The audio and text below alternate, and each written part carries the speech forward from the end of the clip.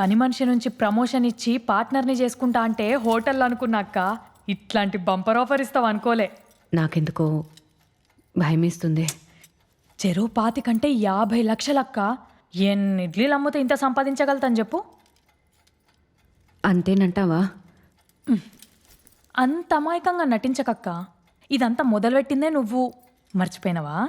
నువ్వు మామూలు house wife కాదు.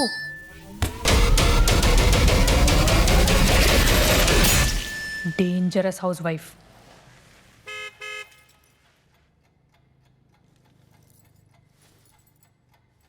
పద.